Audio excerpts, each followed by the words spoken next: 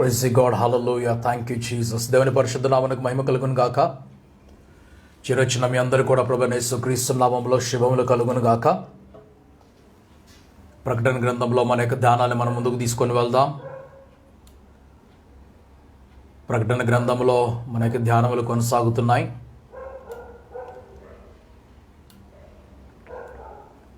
గత రాత్రి మనము 20వ అధ్యాయంలో కొన్ని మాటలు ధ్యానం చేసుకున్నాము. 20వ అధ్యాయంలో మనం ధ్యానం చేసుకున్న విషయంలో ఒక పెద్ద సంఖ్యలు పట్టుకొని అగాధం యొక్క తాళం చేపట్టుకొని ఒక దూత పరలోకం నుండి దిగివచ్చటం మనం చూసాము.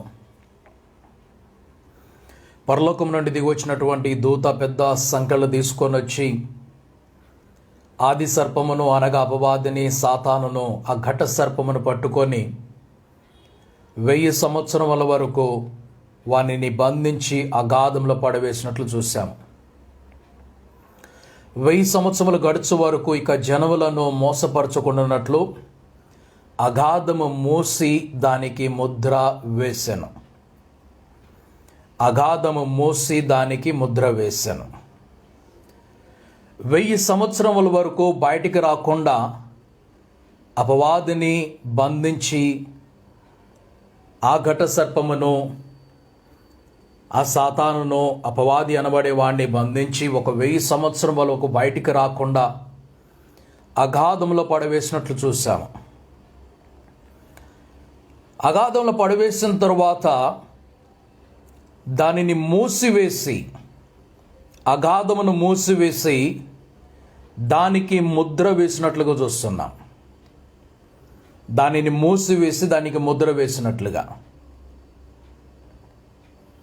క్రీస్తు సమాధిలో నుంచి బయటికి రాకూడదని క్రీస్తుని సమాధిలో పెట్టిన తరువాత ఒక పెద్ద రాతిని తొలపించంటే మనుష్యులు ఒకరుగా ఇద్దరుగా దాన్ని తొలపించలేకుండా అంత వీలు కాకుండా అనేక మంది కలిసి ప్రయాసంతో దాన్ని తొలగించే విధంగా పెద్ద రాయిని పెట్టి దాని గొలుసులతోటి బిగించి దాని తరువాత కైసర్ యొక్క ముద్ర దాని మీద వేసి పిలాతు యొక్క ముద్రను దాని మీద వేసి సైనికులను కూడా బయట కూర్చోబెట్టారు. కాపలా వారిని కూర్చోబెట్టారు. ఎందుకు? యేసు ప్రభు సమాధిలో నుంచి బయటికి రాకూడదని. ఒకటి, యేసు ప్రభు సమాధిలో నుంచి బయటికి రాకూడదని. రెండవది, యేసు తనంతటిగా తను రాకపోతే తన శిష్యులు వచ్చి సమాధిలో నుండి ఆ దేహమును దొంగిలించుకొని వెళ్ళి బయట చాటింపు వేస్తారు, యేసు సజీవుడయ్యాడని చెప్పి. అందుకని సమాధిని మూసివేసి దాని గొలుసులతో బిగించిన వాళ్ళే దాని ముద్రను వేసినట్లుగా కావలి వారిని కూడా కూర్చోబెట్టినట్టు చూస్తే ఆ సమాధిలో నుండి యేసు స్వయంగా బయటకు వచ్చేసాడు. ఆ సమాధి, ఆ రాయి ఆయనకు అడ్డము కాదు కాబట్టి బయటకు వచ్చేసాడు. ఈ లోకం అనుకున్నది సమాధిలో పెట్టేస్తే సరిపోతుందని, ఈ లోకం అనుకున్నది ఆయన సిలువ వేసి చంపేస్తే సరిపోతుందని, ఆయనే చనిపోతే ఇక ఆయన సువార్త ఎక్కడున్నది, ఆయన క్రియలు ఎక్కడున్నాయి, ఒకవేళ క్రీస్తు ఈ లోకంలో లేకపోతే ఇక మాకు ఎటువంటి అభ్యంతరము లేదు, ఇబ్బందులు లేవు, మేము మా ఇష్ట ప్రకారముగా మునుపు నుంచి ఎలాగైతే మేము ఈ ధర్మశాస్త్రాన్ని చదువుతూ బోధిస్తూ వస్తున్నామో అలాగునే ధర్మశాస్త్రాన్ని మేము బోధించుకుంటాం, మాకు ఏమి ఇబ్బంది ఉండదు. క్రీస్తు ఉన్నాడు కాబట్టి ధర్మశాస్త్రాన్ని ఆ విధంగా బోధించలేకపోతున్నాం. ఆయన ఉన్నాడు కాబట్టి ఆయన మా యొక్క బోధన అంతటిని కూడా తలక్రిందులు చేసేసాడు. సో మా బోధని తలక్రిందులు చేసిన వాడు ఈ లోకంలో లేకపోతే మా బోధ మరలా కొనసాగుతుంది. లేదంటే ఆయన శిష్యులు మరియు ఆయన ఈ బోధన ముందుకు తీసుకొని వెళ్ళిపోతారు, మాకు చాలా ప్రమాదం అవుతుందని పరిసయ్యులను, యాజకులను, శాస్త్రులు, సద్దుకైలను, యూదులందరూ కలిసి క్రీస్తుని సిలువ వేసినట్లుగా ఆయనని సమాధిలో బంధించినట్లుగా చూసాం. అయితే సమాధిలో బంధించినప్పుడు 3 దినములలో నేను 3వ దినము తిరిగి లెగుస్తానని పలికినాడు. 3 దినం పూర్తి కూడా ఎదురు చూడలేకపోయాడు. ఆయన 3వ దినము కూడా పూర్తి కాకముందుగానే ఆ 3వ దిన ఆరంభంలోనే బయటకు వచ్చేసినట్లు చూస్తున్నాం. శుక్రవారం మధ్యాహ్నమున ఆయన్ని సిలువ వేశారు. శనివారం ఒక్కరోజు మాత్రమే పూర్తిగా సమాధిలో ఉన్నాడు. శుక్రవారం అర్ధ రోజు, శనివారం పూర్తి రోజు, ఆదివారం 3వ దినమున ఆయన తిరిగి లేచాడు. ఎదురు చూడలేకపోయాడు. నేను 3 దినములు అని మీకు చెప్పారు, కానీ 3 దినములు కూడా నేను ఎదురు చూడలేకపోయాను. సో అందుకనే కొంతమంది 3 దినములు అయిన తరువాత అని ప్రకటిస్తారు. ఇది 3 దినములు అయిన తరువాత కాదు, ఆయన 3వ దినం తిరిగి లేచాడు. 3 దినములు అయిన తర్వాత తిరిగి లేగలేదు. 3వ దినమున ఆయన సమాధి నుండి బయటకు వచ్చాడు. శుక్రవారం సిలువైపడ్డాడు. శుక్రవారం సాయంత్రం సమాధిలో పెట్టబడ్డాడు. శనివారం మొత్తము కూడా ఆయన, పూర్తి శనివారం అంతా కూడా ఆయన సమాధిలోనే పడుకున్నాడు. ఆదివారం తెల్లవారుజామున ఆయన లేచి బయటకు వచ్చినట్లుగా చూస్తున్నాం. అయితే ముద్ర వేసి బిగించి బంధించి కావలి వారిని కూర్చోబెట్టినా కూడా క్రీస్తు మృత్యుంచేడు కాబట్టి జీవమును పునరుద్ధానమును నేనే అని పలికినటువంటి ఆయన, జీవను పునరుద్ధానమును నేనే అని పలికినటువంటి క్రీస్తు, మరణం పైన పునరుద్ధానం పైన అధికారము కలిగిన వాడని పలికినటువంటి ఆయన, సర్వలోకాన్ని నేను సృజించాడని చెప్పుకున్నటువంటి క్రీస్తు, ఆ క్రీస్తుని ఈ లోకము సమాధిలో 3 దినములు కూడా బంధించలేకపోయింది. అయితే మరి క్రీస్తు ఏమన్నాడు? తన శిష్యులతో పలికినటువంటి మాటల్లో, దేహమును మాత్రమే చంపేవానికి భయపడక దేహమును కూడా ఆత్మను కూడా మీ పాతాళములోకి అగాధములోకి పడవేయగలిగినటువంటి సామర్థ్యము గల వానికి భయపడమని చెప్పాడు. మీరు కేవలం దేహమును మాత్రం చంపేవారికి భయపడవద్దు, వారు దేహం మాత్రమే చంపగలరు. అలాగున్న క్రీస్తుని కూడా దేహంతో మాత్రమే చంపగలిగారు. ఆయన చనిపోవాలి, అదొక ప్రక్రియ, ఆయన చనిపోవాలి. అలా కాకపోయినట్లయితే క్రీస్తు వారి ముందుగానే ఇలా గాల్లో ఎగురుతూ కనబడిపోతూ ఇటు పట్టుకుంటే అటు పట్టుకుంటే అటు వాళ్ళు ఇష్టం వచ్చేట ఆట పట్టించేవాడు. అంతటి సామర్థ్యం ఉన్నది ఆయనకి. ఎందుకు చెప్తున్నాను ఈ మాట? ఆయన శిష్యులను మీరు ముందు ఓడ తీసుకొని వెళ్ళిపోండి అని చెప్పాడు. బాబా రాత్రంతా వారు ప్రయాణం చేశారు. సముద్రంలో ఎదురుగాలి వస్తూనే ఉన్నది. ఎదురుగాలికి ఎదురుగా వారు నా ఓడ నడుపుకుంటూ వెళ్తున్నారు. చాలా కష్టపడ్డారు. కానీ ప్రభు మాత్రము వారి కండ్ల ముందు ఇలాగ నడుచుకుంటూ దాటుకొని వెళ్ళిపోతున్నాడు. ఆయన వారి కండ్ల ముందు దాటుకొని వెళ్ళాలనుకున్నాడు. ఆయన వాళ్ళ కళ్ళ ముందు దాటుకొని అలా వెళ్ళిపోవాలనుకుంటే అందులో ఎవరో ఒకడు చూశాడు.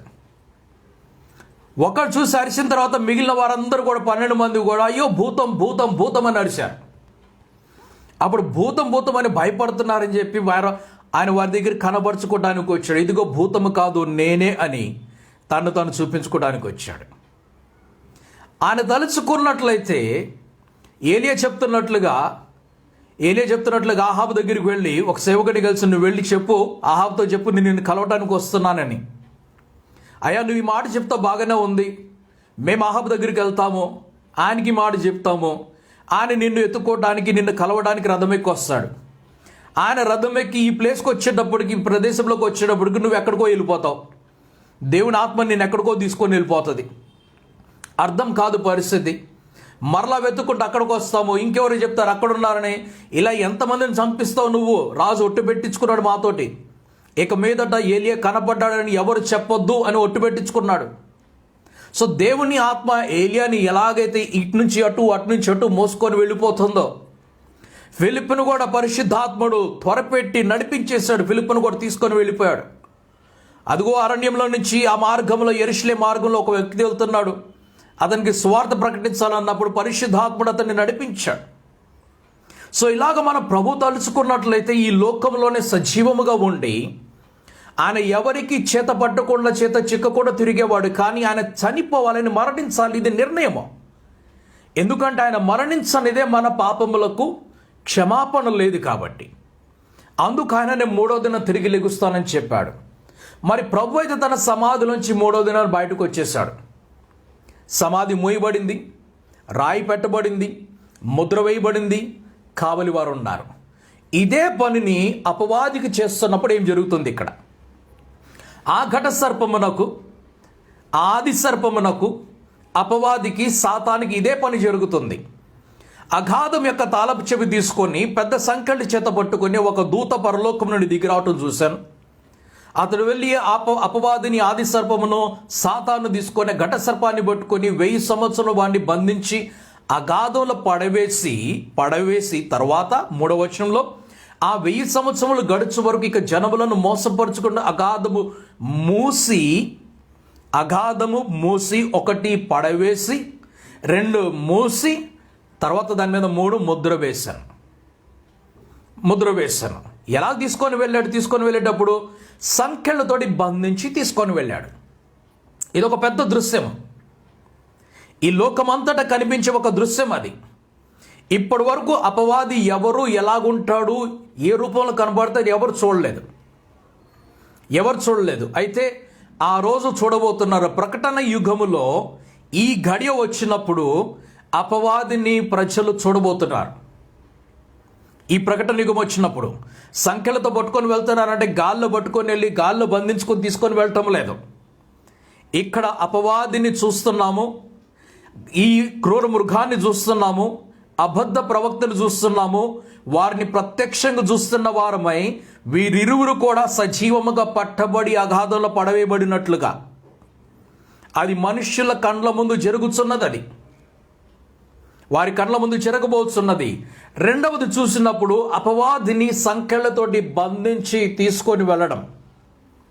ఇప్పటి వరకు అపవాది గురించి విన్నామే కానీ ఎవరు కూడా చూడలేదు.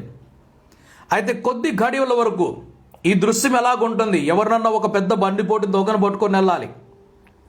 బందిపోటు దొంగను పట్టుకొని వెళ్ళాలనంటే చాలా పెద్ద సైన్యం అవసరము. బందిపోటు దొంగను పట్టుకున్నట్లుగానే ప్రభువును పట్టుకోవడానికి వచ్చారు.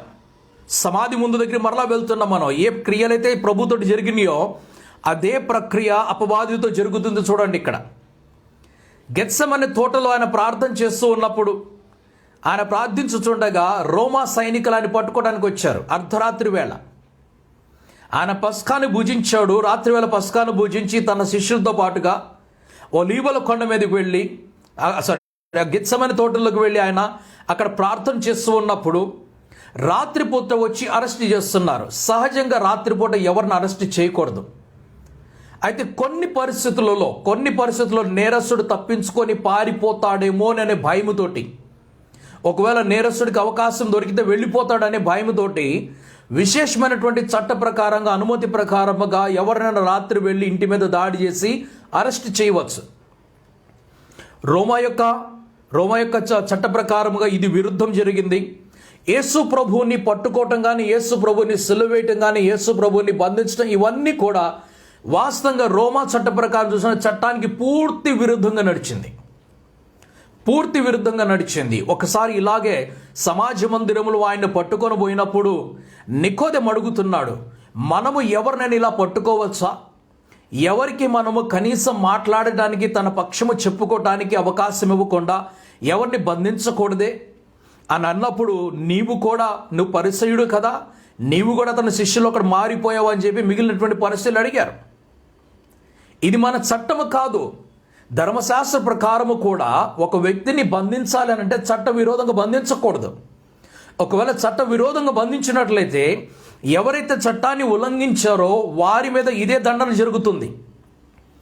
అందుకు 40 కొరడా దెబ్బలు కొట్టాలి. వాస్తవంగా 40 కొరడా దెబ్బలు కొట్టాలి. కానీ కొట్టేదంతా 39 మాత్రమే.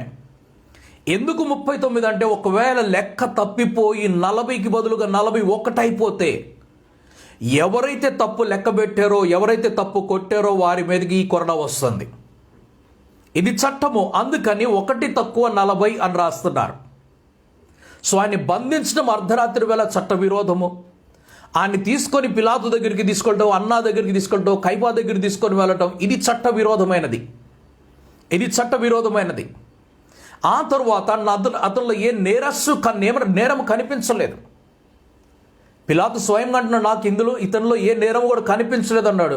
అయినా కూడా సిలువ వేయడం, ఇది చట్ట విరుద్ధం అయిపోయింది. ప్రభువును పట్టుకోవటమో, ప్రభువును సిలువ వేయటమో, ఇదంతా కూడా పూర్తిగా చట్టానికి పూర్తి విరోధమైనది. ఎందుకు? వారు ప్రజలు ఆ రోజు కోపముతోటి అంత ఉద్రేకంతో నిండిపోయి ఉన్నారు కాబట్టి వారి కొరకు చట్టాన్ని ప్రక్కన పెట్టేసి పిలాతు చట్ట విరోధమైన పని జరిగించాడు. అందుకు తన భార్య వచ్చి అంటుంది, అతనిలో ఏ నేరము లేదు, నువ్వు అతన్ని ఏమి చేయవద్దు, నాకు దూత వచ్చి నాకు దర్శనం ఇచ్చాడు, ఈ మాట నాకు తెలియపరచబడింది అంటే అప్పుడు చేతులు కడుక్కుంటున్నాడు ఆయన. నాకే దోషం ఇందులో లేదని చెప్పేసి, ఏ అపరాధం నాకు ఇందులో, ఈయన రక్తంలో ఏ అపరాధం లేదంటే అది మా మీద రాని అని చెప్పన్నారు ప్రజలు. మేము తీసుకుంటాం ఆ దోషము, ఆ నేరం మేము తీసుకుంటాం అన్నారు. మేము తీసుకుంటామని చెప్పినప్పుడు అది నిజంగా వారి మీదకు వెళ్తుంది. కాబట్టి ప్రభు శిలువ మీదకి వెళ్ళినప్పుడు తండ్రి వీరేం చేస్తున్నారో వీరికి తెలియదు కాబట్టి వీరిని క్షమించమని వారు తమ మీద వేసుకున్నటువంటి నేరాన్ని ప్రభువు వారి మీద నుంచి తొలగించేశాడు. వారు తమ మీదకి తీసుకున్న నేరాన్ని, ఇటువంటి నేరం ఒక నిర్దోషిని సిలువకు అప్పగించేటువంటి నేరం వారి మీద వేసుకుంటే వద్దు తొలగించేసి అని చెప్పి తండ్రితోటి ప్రార్థన చేశాడు ప్రభు శిలువ మీద. సో అపవాది ఈరోజు ఎటువంటి స్థితిలో పడిపోతారో ఒకసారి గమనించండి. క్రీస్తుని పిలాతు ముందు కానీ, అన్నా ముందు కానీ, కైఫా ప్రధాన యాజకుల ముందు నిలబెట్టక ముందుగా అతన్ని సంకెళ్లతోటి బంధించారు. గెత్సెమనే తోటల సంకెళ్లతో బంధిస్తే, మీరు పగలంతా నేను మీ మధ్యలోనే ఉన్నాను కదా, రాత్రిపూట ఎందుకు వచ్చారు? ఆయన ఒక బందిపోటుని బంధించడానికి వచ్చినప్పుడు నా దగ్గరికి ఎందుకు వచ్చారు? పదండి నేనే వస్తున్నాను అన్నాడు. ఆయన సరెండర్ చేసుకున్నాడు, అరెస్ట్ చేయలేదు. ఆయన తాను సరెండర్ చేసుకున్నాడు. పిలాతు ఎదురుకు వెళ్ళి పిలాతు అంటున్నాడు, నిన్ను విడిపించే అధికారం నాకు ఉన్నదంటే, నా తండ్రి చిత్తం లేదు ఎవరి పని చేయాలని అన్నాడు. నువ్వు విడిపించొద్దు, నీ చేతికి ఈరోజు నా తండ్రి నిన్ను అప్పగించాడు, నేను వెళ్ళాలి. తాను సమర్పించుకున్నాడు, సరెండర్ చేసుకున్నాడు ప్రభువు. ఆయన ఎవరు బంధించలేదు. ఆయన బంధించే అధికారం ఈ లోకంలో ఎవరికి లేదు. ఆయన శిక్షించే అధికారం ఈ లోకంలో ఎవరికి లేదు. ఆయన చంపేటువంటి అధికారం కూడా ఈ లోకంలో ఎవరికి లేదు. తను లోబర్చుకున్నాడు కాబట్టి క్రియ జరిగింది. సంఖ్యలతో పట్టుకొని క్రీస్తుని తీసుకొని వెళ్ళి సిలువ వేయించి, సిలువ నుంచి సమాధికి తీసుకెళ్ళి సమాధిలో పెట్టిన తర్వాత ముద్ర వేసి, రాయి పెట్టి ముద్ర వేసి కావలి వారిని ఉంచారు. ఇప్పుడు అపవాదిని చంపలేదు. చంపకుండా అపవాదిని అగాధంలో పడవేశారు. అగాధం అనేదే మరణము.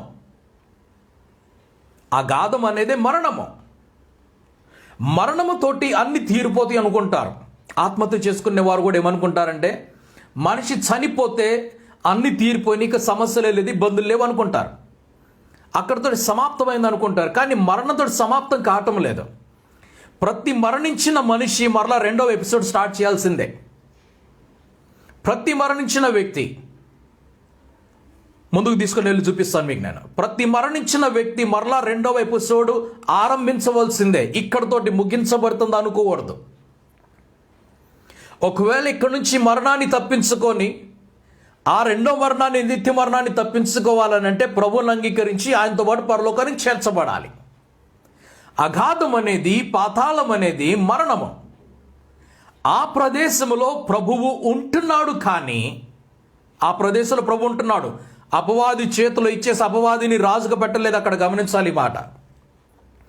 చాలామందికి నరకం అంటే ఏమనిపిస్తుంది అంటే, అపవాది అక్కడ ఉంటాడు, అపవాది రాజుగా ఉంటాడు. ఎందుకంటే భూమి మీద రాజుగా ఉన్నాడు కదా. అపవాదిని బంధించారు.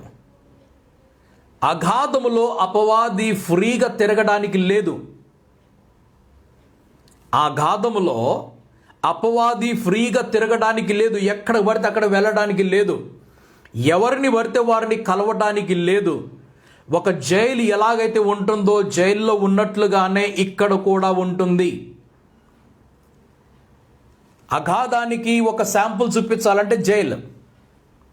ఈ జైల్లో సింపుల్ ఖైదీలు ఉంటారు. ఎవరు చిన్న చిన్న దొంగతనాలు చేసిన వాళ్ళు, చిన్న చిన్న కొట్లాటలు పట్టుబడిన వాళ్ళు, చిన్న చిన్న నేరాలు చేసిన వాళ్ళు, వీళ్ళు సింపుల్ ఖైదీ. వీళ్ళతో ఎవరికి హాని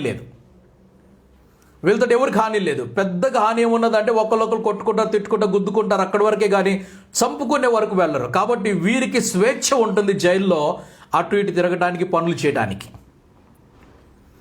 ఎవరైతే బందిపోటు దొంగల వంటి వారు ఉంటారో, బరబ్బా వంటి వారు ఉన్న ప్రదేశంలో వారిని వేరుగా బంధిస్తారు. ఎవరితో కలవటానికి ఉండదు.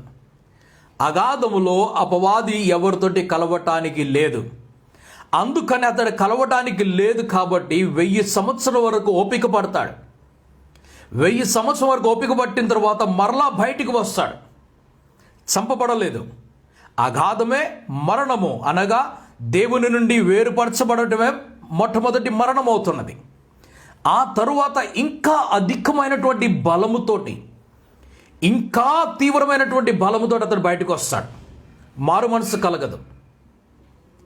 ఇప్పుడు అగాధంలోకి ఎవరెవరు వెళ్ళారు? 19వ అధ్యాయం చివరి వచనంలో చూసినప్పుడు క్రూర మృగము అనగా క్రీస్తు విరోధి యాంటిక్రైస్ట్ వెళ్ళాడు. తర్వాత ఫాల్స్ ప్రాఫెట్, అబద్ధ ప్రవక్త వెళ్ళారు. మూడో వ్యక్తి ఎవరు? ఘట సర్పం అనగా సాతాను లేకుంటే అపవాది. వీరు ముగ్గురు కూడా ఇప్పుడు అగాధంలోకి వెళ్ళారు. వీరితో పాటు ఎవరు వెళ్తున్నారంటే మిగిలిన వారు కూడా వెళ్ళిపోతున్నారు. ఇప్పుడు వీరందరితో పాటు మిగిలిన వారు వెళ్తున్నారు. ఓకే, సో ఇక్కడ అగాధమును మొదటిగా అపవాదిని సంకెళ్ళతోటి బంధించి, రెండవది అగాధములు వేసి, మూడవది మోసి, నాలుగవది ముద్ర వేశారు. మన ప్రభు అయితే తనంతట తాను బయటికి రాగలిగాడు, కానీ అపవాది తనంతట తానుగా బయటికి రాలేడు. తనకు తానుగా ఏమి చేసుకోలేడు. ఏమి చేయగలడు అనంటే మోసము చేయగలడు. 3వ వచనం చూద్దాం. 3వ వచనం, ఆయన చేయగలిగిన పని ఏమిటి అసలు? ఆ 1000 సంవత్సరములు గడుచు వరకు ఇక జనములను మోసపురచుకుంటున్నట్లు. అంటే ఇతడు చేసే పని ఏమిటి? మోసము. ఆ 1000 సంవత్సరాలు గడుచు వరకు ఇక జనములను మోసపరుచుకున్నట్లు అగాధమును మూసి దానికి ముద్ర వేసెను. అటు పిమ్మట వాడు కొంచెము కాలము విడిచిపెట్టబడవలెను. అటు పిమ్మట వాడు కొంచెం కాలము విడిచిపెట్టబడవలెను. ఓకే, 4వ వచనంలోకి వెళ్తున్నాం. ప్రకటన గ్రంథం 20వ అధ్యాయం 4వ వచనంలోకి. అంతటా సింహాసనములను చూచితిని, వాటి మీద ఆసీనుల యుండు వారికి విమర్శ చేయుటకు అధికారం ఇయ్యబడెను. మరియు క్రూర మృగమునకైనను దాని ప్రతిమనకైనను నమస్కారం చేయక తమ నొసళ్ళ యందు గాని చేతుల యందు గాని దాని ముద్రను వేయించుకొని వారిని యేసు విషయమై తామిచ్చిన సాక్ష్యము నిమిత్తమును దేవుని వాక్యము నిమిత్తమును శిరచ్ఛేదనము చేయబడిన వారి ఆత్మలను చూచితిని. వారు బ్రతికిన వారే 1000 సంవత్సరములు క్రీస్తుతో కూడా రాజ్యము చేసిరి. ఇప్పుడేం జరుగుతుంది ఇక్కడ? అపవాది అగాధంలోకి వెళ్తున్నాడు. అయితే క్రీస్తు కొరకు ఎవరైతే సాక్షులుగా నిలబడ్డారో, మీరు పరిశుద్ధాత్మను పొందుకున్నప్పుడు మీరు శక్తిని పొందుకునేదరో, అప్పుడు మీరు యెరూషలేములోను, యూదయలోను, సమరయలోను భూదిగంతముల వరకు వెళ్ళి నాకు సాక్షులయ్యుందరు. ఎవరైతే క్రీస్తును అంగీకరిస్తున్నారో వారందరూ క్రీస్తుకు సాక్షులై ఉన్నారు. ఈ క్రీస్తు సాక్షులు మనమంతా కూడా, ఒకవేళ మనం చనిపోయినట్లయితే మనమందరూ కూడా తిరిగి జీవంలోకి వస్తున్నాం. అపవాది అగాధంలోకి వెళ్తుంటే సమాధులు తెరవబడి పరిశుద్ధులందరూ కూడా జీవంలోకి ప్రవేశించి భూమి మీదకి బయటకు వస్తున్నారు. 5వ వచనం, వారందరూ వచ్చిన తర్వాత రాజ్యం చేస్తున్నారు. 5వ వచనము, ఆ 1000 సంవత్సరాలు గడుచు వరకు కడమ మృతులు బ్రతకలేదు. ఇదియే మొదటి పునరుద్ధానము. కడమ మృతులు బ్రతకలేదు అనంటే ఎవరైతే క్రీస్తును అంగీకరించలేదో వారు బ్రతకలేదు. ఎవరైతే క్రీస్తును అంగీకరించి చనిపోయారో వారు తిరిగి లేవటాన్ని మొదటి పునరుద్ధానం అంటున్నారు. ఇది మొదటి పునరుద్ధానము. మిగిలిన వారు ఇంకా జీవంలోకి రాలేదు. 6వ వచనానికి వెళ్తున్నాము. ఈ మొదటి పునరుద్ధానములో పాలు గలవారు ధన్యులు, పరిశుద్ధులునయుందురు. ఇట్టి వారి మీద రెండవ మరణమునకు అధికారము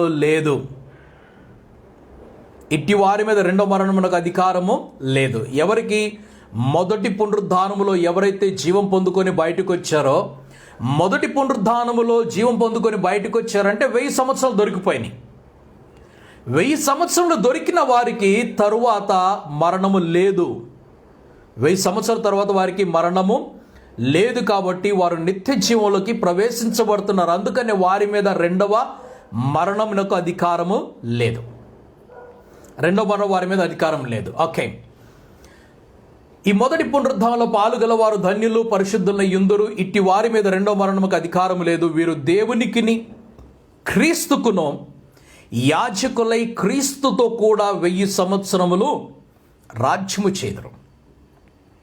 దేవునికిని క్రీస్తుకుని యాజకులై క్రీస్తుతో కూడా 1000 సంవత్సరాలు వీరేం చేస్తున్నారు? ఇప్పుడు రాజ్యం చేస్తున్నారు. 1000 సంవత్సరములు గడిచిన తరువాత, ఇప్పుడు 6వ వచనంలో నుండి 7వ వచనము, మనం 7వ వచనం వచ్చేసాం కదా. 7వ వచనం దగ్గరకు వచ్చేటప్పటికి 1000 సంవత్సరములు గడిచినాయి. 1000 సంవత్సరాలు గడిచినాయి అంటే 4వ అధ్యాయం నుండి 20వ అధ్యాయము ఆరంభం వచ్చేటప్పటికి 7 సంవత్సరాల గడువు ఉంటుంది. ప్రకటన గ్రంథము 4వ అధ్యాయం నుండి 20వ అధ్యాయం వరకు వచ్చేటప్పటికి 7 సంవత్సరములు జరుగుతుంది. 7 సంవత్సరములలో సంఘము పరలోకములు ఆ యొక్క మధ్యాకాశంలో ఉన్నది. 7 సంవత్సరములలో భూమి మీద జరుగుతున్న మార్పులను చూసాం మనము. 20వ అధ్యాయము 1వ వచనంలో అపవాదిని బంధించిన వెంటనే 1000 సంవత్సరాల పరిపాలన భూమి మీద జరుగుతున్నది. అనగా అపవాది అగాధములకు వెళ్ళిపోయాడు. మృతులైనటువంటి పరిశుద్ధులందరూ తిరిగి జీవములకు వచ్చారు. ఇక్కడి నుంచి 1000 సంవత్సరములు ఆరంభమవుతున్నాయి. ఎన్ని వచనములు? 7వ వచనం వచ్చే వరకు. ప్రకటన గ్రంథం 20వ అధ్యాయము 1వ వచనం నుండి 7వ వచనం వచ్చేటప్పటికి 1000 సంవత్సరాలు గడిచిపోతున్నాయి. 1000 సంవత్సరాలు గడిచిపోతున్నాయి. ఏమి జరుగుతుంది? 1000 సంవత్సరముల్లో అందరూ కూడా యాజకులుగా మార్చబడిన వారై దేవునికి నీ క్రీస్తుకు యాజకులుగా మార్చబడి మనం అందరం కూడా ఆయనతో పాటు రాజ్యము చేస్తాం. మనమంతా భూమి మీద రాజ్యము చేస్తాము. అయిపోయింది, రాజ్యం అయిపోయింది. రాజ్యం అయిన తర్వాత ఏం చేయాలి? మరి క్రొత్తదాని మీద ఉండాలి కదా. మన జీవితంలో కూడా ఏదో క్రొత్తదనం మనకు కనిపించాలి. ప్రతిరోజు ఏదో సంథింగ్ న్యూ. క్రొత్తదనం లేకపోతే ఆ లైఫ్ బోర్ అనిపిస్తుంది. క్రొత్తదనం ఉండాలి. అందుకని క్రొత్తదనాన్ని చూసినప్పుడు మనిషి జీవితంలో కూడా యుగములు మారుతూ వస్తుంటే భిన్నమైన క్రొత్తదనాలు కనిపిస్తున్నాయి. ఈ సంవత్సరంలోని కొన్ని మాసంలో ఎన్ని క్రొత్తదనాలు మనం చూసాము. రకరకాల రంగులు చూసాం. జీవితం యొక్క రకరకాల రంగులను చూసాము. దీని తర్వాత మరలా మనం ముందుకు వెళ్తున్నాం. ఆ తర్వాత 7 సంవత్సరములు భిన్నమైనటువంటి జీవితం, క్రొత్తదనము మధ్యాకాశములో. దాని తర్వాత భూమి మీదకి వచ్చినప్పుడు 1000 సంవత్సరములు రాజ్యమే చేసావు. దాని తర్వాత ఏంటి మరి? నెక్స్ట్ ఏమిటి? ఒకటే తరగతిలో కూర్చోవద్దు కదా. 2వ తరగతికి వెళ్ళాలి, 3వ తరగతికి వెళ్ళాలి, 4వ తరగతికి వెళ్ళాలి. అందుకనే నెక్స్ట్ ఏమిటి అని అంటే ఇక్కడ నుంచి క్రొత్త ఆకాశం కిందకి క్రొత్త భూమి మీదకి వెళ్దామన్నాడు. ఇప్పుడు రాజ్యం చేశారు కదా నాతో పాటు, మీరు ప్రభుతో పాటు కూర్చొని రాజ్యం చేశారు కదా. ఇప్పుడు ప్రభు అంటున్నాడు, నాతో పాటు రాజ్యం చేసినటువంటి మీరందరూ ఇప్పుడు మనం వేరొక ప్రపంచంలోకి వెళ్దామంటున్నాడు. ఏమిటా వేరొక ప్రపంచము? ఆ ప్రపంచం పూర్తి భిన్నమైనటువంటి ప్రపంచము. ఇప్పటి వరకు మనం చూసిన లోకానికి పూర్తి భిన్నమైనది. దానిలోకి మిమ్మల్ని తీసుకొని వెళ్తానని చెప్పి అంటున్నాడు. సరే, ఇప్పుడు 1000 సంవత్సరములు అయిపోయింది. 7 సంవత్సరములు మధ్యాకాశంలో అయిపోయింది. 1000 సంవత్సరములు భూమి మీద 20వ అధ్యాయంలో 1వ వచనం నుండి 7వ వచనంలోకి అయిపోయింది. 8వ వచనంకి వెళ్తున్నాం. భూమి నలుదిశల నుండి జనులను లెక్కకు సముద్రపు ఇసుకల వలెనున్న గోగు మాగోగు అను వారిని మోసపరిచి వారిని యుద్ధమునకు పోగు చేయుటకై వాడు బయలుదేరాను. ఎవరు? అపవాది బయలుదేరాడు. ఇంతకు ముందు హెర్మిగద్దోన్ దగ్గరికి వెళ్తున్నాం. హెర్మిగద్దోన్ దగ్గరికి వెళ్ళినప్పుడు ఎవరు పోగు చేశారు? అబద్ధ ప్రవక్త తన నోట్లోంచి వచ్చిన ఒక కప్ప, క్రూర మృగము తన నోట్లోంచి వచ్చిన ఒక కప్ప, ఘట సర్పము తన నోట్లోంచి వచ్చినటువంటి ఒక కప్ప.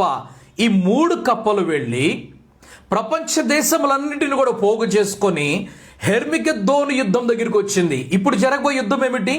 గోగు మాగోగు యుద్ధం. హెర్మిగద్దోను ఇది ఒకటే కాదు. హెర్మిగద్దోను యుద్ధము, ఆర్మగడ్డన్ అంటారు ఇంగ్లీష్లో. హెర్మిగద్దోను యుద్ధములో అంతమంది రాజులు వచ్చారు, అందరూ వచ్చారు. అయితే ఏమి జరిగింది? క్రీస్తు తన నోటి నుండి వచ్చినటువంటి ఖడ్గముతోటి వారిని హతమార్చేశాడు. వారందరూ కూడా పతనమైపోయారు. హెర్మిగద్దోను యుద్ధం అయిపోయిన వెంటనే క్రూర మృగమును అబద్ధ ప్రవక్తయు సజీవముగా అగాధంలో పడవేయబడ్డారు. ఆ తరువాత సంఖ్యలతోటి బంధించబడి ఘట సర్పము సాతాను అపవాది ఈ అగాధంలో పడవేయబడ్డాడు. 1000 సంవత్సరం అయిపోయింది. తెరవబడ్డాడు. మళ్ళా బయటకు వచ్చాడు. కొంచెం కాలం అన్నారు. ఈ కొంచెం కాలము 1 సంవత్సరం కావచ్చు, 2 సంవత్సరాలు కావచ్చు, 5 సంవత్సరాలు కావచ్చు, 50 కావచ్చు, 100 కావచ్చు, 500 కావచ్చు, 5,000 కావచ్చు, మనకి తెలియదు. 1000 ఏండ్ల పరిపాలన అయిన తరువాత కొంతకాలం వరకు వాడు విడిచిపెట్టబడవలెనంటే 1000 సంవత్సరం వరకు అపవాది తన యొక్క ప్రభావమును చూపించలేదు. భూమి మీద మనుషుల యొక్క మనస్సుల్లో, వారి తలంపుల్లో అపవాది ఎటువంటి పని చేయలేకపోయాడు. అయితే 1000 సంవత్సరాల తర్వాత మరలా ఆరంభించాడు. ఎవరి మీద వాడి ప్రభావం లేదంటే, మొదటి పునరుద్ధానంలో ఎవరైతే జీవం పొందుకొని మరలా బయటకు వచ్చారో, అలాగుననే క్రీస్తుతో పాటు దిగి వచ్చినటువంటి సేన ఉన్నది కదా, ఆ సేన తప్ప మిగిలిన వారి మీద అధికారం ఉన్నది. సో పరిశుద్ధులుగా పిలుచబడుతున్న వారి మీద అపవాదికి అధికారము లేదు. కొంతకాలం వాడు విడిచిపెట్టబడినప్పుడు ఏం చేస్తున్నాడు? ఇప్పుడు వెళ్ళి భూమి నలుదిశల యందుండు జనములను లెక్కకు సముద్రపు ఇసుక వలె ఉన్న మాగోగు అను వారిని మోసపరిచి వారిని యుద్ధముకు పోగు చేయుటకు వాడు బయలుదేరాను. వాడు యుద్ధానికి పోగు చేయడానికి ఇప్పుడు బయలుదేరాడు. ఎలా చేసి? మోసపరిచి. మరలా అదే స్వభావంతో వస్తున్నాడు. చూడండి, అగాధంలోకి వెళ్ళినప్పుడు మోసపరచకుండాన్నట్లు అని చెప్పారు. ఇప్పుడు మళ్ళీ మోసం చేస్తూనే బయటకు వచ్చాడు. వారిని మోసపరిచి యుద్ధములకు పోగు చేటుకై వాడు బయలుదేరాను. 9వ వచనంలో, వారు భూమి అందంతటా వ్యాపించి పరిశుద్ధుల శిబిరమును ప్రియమైన పట్టణమును ముట్టడి వేయగా పరలోకము నుండి అగ్ని దిగి వచ్చి వారిని దహించెను. వీరేం చేశారు? ఇప్పుడు భూమి అందంతటి వ్యాపించారు. వీరు ఒక చోట కాదు, భూమి అందంతటి వ్యాపించి పరిశుద్ధుల శిబిరమును ప్రియమైన పట్టణమును ముట్టడి వేశారు. మనం ఇంకా సియోన్ కొండ దగ్గరికి వెళ్ళలేదు. సియోన్ కొండ తర్వాత వస్తుంది, క్రొత్త యెరూషలేము తర్వాత వస్తుంది, ఇంకా రాలేదు. దానికి ముందుగా యుద్ధం జరుగుతుంది. అయితే సముద్రపు ఇసుక ఎలాగుంటుంది లెక్కకు అంతమందిని పోగు చేశాడు. ఎవరు? అపవాది స్వయముగా వెళ్ళి పోగు చేసుకొని వచ్చి యుద్ధానికి ఇక్కడ నడిపించినప్పుడు పరలోకము నుండి గంధకం దిగొచ్చింది. పరలోకం నుండి గంధకం దిగొచ్చింది అని అంటే మనకు వెంటనే సొదొమ గొమొర పట్టణాలు గుర్తు రావాలి. సొదొమ గొమొర పట్టణాలు పరలోకము నుండి గంధకం దిగొచ్చి, గంధకం అంటే సల్ఫర్. మనం అగ్గిపెట్టిలో అగ్గిపొల్లకు ఉండేటువంటి ఆ బ్రౌన్ కలర్ ఆ మందు, దాన్ని సల్ఫర్ అంటారు. సో దానితోటి పైనుండి అగ్ని గంధము అంతగా పరలోకము నుండి దిగి వచ్చినటువంటి గంధకంతో పూర్తిగా కాలిపోయే విధంగా ఎంతమంది ఉన్నారు అక్కడ? సముద్రం మీద ఉన్నటువంటి ఇసుకంత ఉన్నారు. లెక్కకు మించినంత మంది ఉన్నారు అక్కడ, లెక్కకు మించినంత మంది. వారు భూమి అంతటి వ్యాపించి పరిశుద్ధుల శిబిరమును ప్రియమైన పట్టణమును ముట్టడి వేయగా పరలోకము నుండి అగ్ని దిగి వచ్చి వారిని దహించెను. వారిని మోసపరిచిన అపవాది అగ్ని గంధకములు గల గుండములో పడవేయబడెను. అగ్ని గంధకములు గల గుండములు ఇప్పుడు పడవేయబడ్డాడు. ఆ క్రూర మృగమును అబద్ధ ప్రవక్తి ఉన్నవారు, అక్కడ ఆ క్రూర మృగమును అబద్ధ ప్రవక్తి ఉన్నారు, వారు యుగయుగములు రాత్రింబగులు బాధించబడుదురు. వారు యుగయుగములు రాత్రింబగులు ఏం చేస్తున్నారు? ఇప్పుడు బాధించబడుచున్నారు. ఎవరున్నారు ఇక్కడ? క్రూర మృగమును అబద్ధ ప్రవక్తయు. క్రూర మృగమును అబద్ధ ప్రవక్తి. ఓకే, గంధకములు కలిగినటువంటి గుండములో పడవేశారు. మొదటి వచనంకు వెళ్తున్నాం మనం. మొదటి వచనం 20వ మొదటి వచనంలో, అగాధం యొక్క తాళం చెవి తీసుకొని వచ్చాడు. అగాధం వేరు, మండుచున్నటువంటి అగ్ని గుండం వేరు. అగాధం వేరొక ప్రదేశము, మండుచున్నటువంటి అగ్నిగుండము వేరయున్నది. ఈ అగ్నిగుండం అనేది చివరి స్టేజ్. అగ్నిగుండం అనేది చివరి స్టేజ్. దీన్నే నరకము అని అంటారు. నరకం అనేది ఎక్కడ కనిపిస్తుంది? ఇప్పుడు లాస్ట్లో కనిపిస్తుంది. ముందు కనిపించేది నరకం కాదు, అది అగ్నిగుండము. ఓకే, సో ఇప్పుడు వీరు ముగ్గురు కూడా ఇక్కడ ఉన్నారు. ఏమి జరుగుతుంది వారికి? ఇప్పుడు వారు బాధించబడుతున్నారు. ఎలాగో?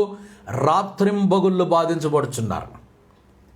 తర్వాత 11వ వచనం చూస్తున్నప్పుడు, మరియు ధవళమైన మహాసింహాసనమును దాని యందు ఆసీనుడైన ఒకరిని చూచితిని. భూమి ఆకాశములు ఆయన సముఖము నుండి పారిపోయిన వాటికి నిలువ చోటు కనబడవు. ఈ భాగం దగ్గరికి రేపు వెళ్దాం మనం. ఈ భాగం దగ్గరికి రేపు వెళ్దాం. భూమి ఆకాశములు ఇవన్నీ కూడా పారిపోతున్నాయి, వారికి నిలబడడానికి చోటు కనిపించదు. అక్కడికి రేపు వెళ్తున్నాం మనం. ఓకే, సో 20వ అధ్యాయంలో మనం చూస్తుంది మొదటి వచనంలో అగాధంలో పడవేయబడినటువంటి ఘటసర్పాన్ని, అపవాదిని, సాతాను చూసాము. 7వ వచనం దగ్గరికి వచ్చేటప్పటికి 1000 సంవత్సరాలు గడిచిపోయినట్లు చూస్తున్నాం. 1000 సంవత్సరాలు దాటిన తర్వాత మరలా ఎన్ని సంవత్సరాలు ఏందో మనకి తెలియదు. 8వ వచనం మొదలుకొని 11వ వచనం వచ్చే వరకు ఎన్ని సంవత్సరాలు ఏందో మనకు తెలియదు. కాకపోతే 1000 + 7 సంవత్సరాలు మాత్రం పూర్తిగా గడిచిపోయే లెక్కకు. ఆ తర్వాత మరలా జరుగుతుంది ఏమిటి, ఒక ధవళమైనటువంటి అంటే శ్వేత సింహాసనం మీదకి జడ్జిమెంట్ సీటు ముందుకు మనం వెళ్ళబోతున్నాం. దాని దగ్గరికి మనం తర్వాత వెళ్తాం. అయితే ఎవరైతే మధ్యాకాశంలో పట్టబడుతున్నారో, ఎవరైతే ప్రభువునందు నిద్రించారో వారికి ఈ శ్రమలలో ఏది కూడా వారిని తాకలేదు. అందుకు ప్రభు అంటున్నాడు, ఈ శ్రమల నుండి, ఈ అగాధము నుండి, ఈ అగ్నిగుండము నుండి, ఈ అపాయముల నుండి, ఈ మరణముల నుండి, ఈ బాధల నుండి తప్పించుకోవాలనంటే క్రీస్తుని రక్షకునిగా అంగీకరించాలి. క్రీస్తుని రక్షకునిగా అంగీకరించినట్లయితే ఆయనతో పాటు భూమి మీద 1000 సంవత్సరాలు కూడా మనము పరిపాలన జరిగిస్తున్నాం. సుఖవంతమైన జీవితం మనకున్నది. ఆయనతో ఉన్నటువంటి ఆధిక్యత మనకు కలుగుతూ ఉన్నది. కాబట్టి ప్రభు మనతో కోరుకునేది పరిశుద్ధులముగాను. ఎందుకంటే మొదటి పునరుద్ధానంలో లేపబడాలంటే పరిశుద్ధముగా జీవించాలి. పరిశుద్ధులు కాని వారు మొదటి పునరుద్ధానములో లేపబడరు. ప్రతి సమాధి తెరవబడదు. కొన్ని సమాధులు ఎవరి పరిశుద్ధుల సమాధులు మాత్రమే తెరవబడుతున్నాయి. మిగతా వారి సమాధులు తెరవబడాలంటే ఇంకా చాలా యుగం ఉన్నది. రేపు రాత్రి తీసుకుని వెళ్తాను అక్కడికి. అయితే ఇక్కడితోటి మనం ఈరోజు ముగించుకుంటున్నాం. తల్ల ఉంచుకుందాం, ప్రార్థన చేసుకుందాం.